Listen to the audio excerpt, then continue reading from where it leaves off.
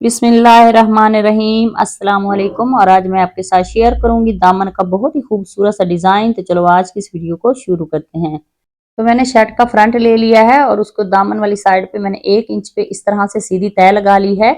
तय लगाने के बाद अब मेरे पास ये सीक्वेंस की लेस है। इस लेस को हम इसके बराबर में रखते हुए इस तरह से स्टिच कर लेते हैं।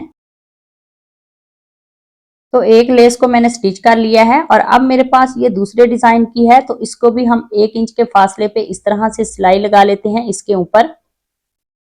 तो एक साइड की सिलाई लगाने के बाद इसकी दूसरी तरफ भी हम सेम इसी तरीके से सिलाई लगा लेंगे। अगर आपके पास लेस नहीं है तो आप उसकी जगह फैब्रिक पट्टी को भी इसी तरह से यूज कर सकते हैं।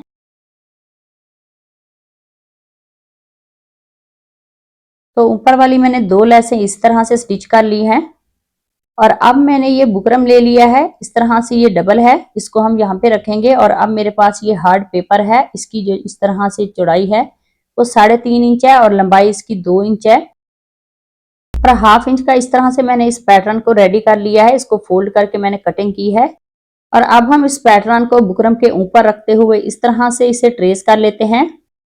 बहुत ही खूबसूरत, बिल्कुल सिंपल सा, बिल्कुल इजी सा ये दामन का डिजाइन है। प्लीज इस वीडियो को लास्ट तक लाजमी देखना ताकि आपको अच्छी तरह से समझ आ सके। तो इसको ट्रेस मैंने कर लिया है और अब हम इसकी कटिंग कर लेते हैं।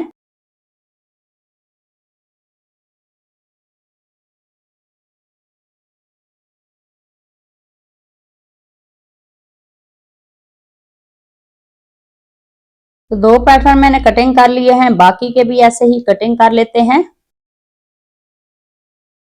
तो सारे पैटर्न मैंने कटिंग कर लिए हैं। इनको अब मैंने इस तरह से फैब्रिक पे पेस्ट कर लिया है और इसका बाहर वाली साइड पे जो एक्स्ट्रा फैब्रिक था उसकी कटिंग मैंने कर ली है।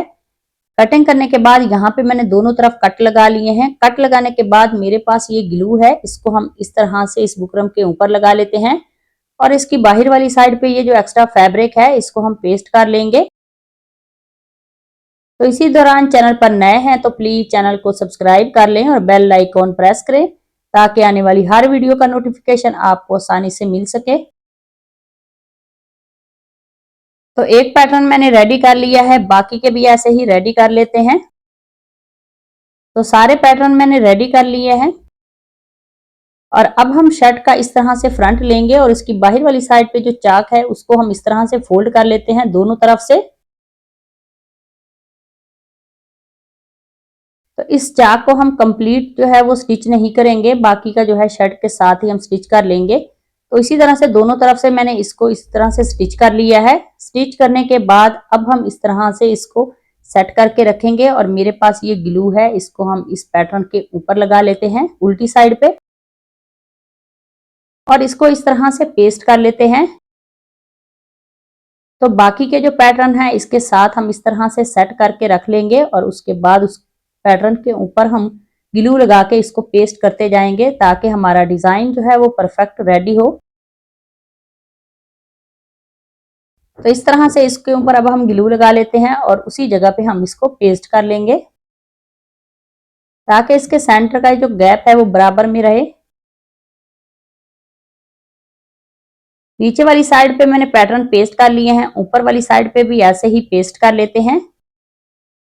तो एक पैटर्न पेस्ट करने के बाद बाकी के भी ऐसे ही पेस्ट करते जाएंगे।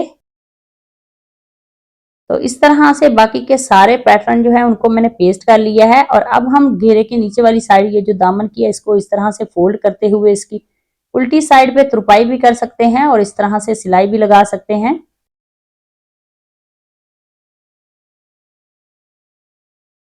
तो ऐसे ही इस सिलाई को हम कंप्लीट कर लेते हैं और उसके बाद अब हम इस फैब्रिक पट्टियों के ऊपर इस तरह से सिलाई लगाते जाएंगे।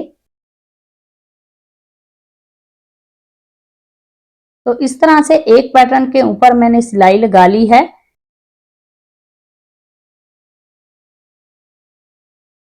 तो बाकी के जो है उनको भी हम ऐसे ही स्टिच कर लेंगे।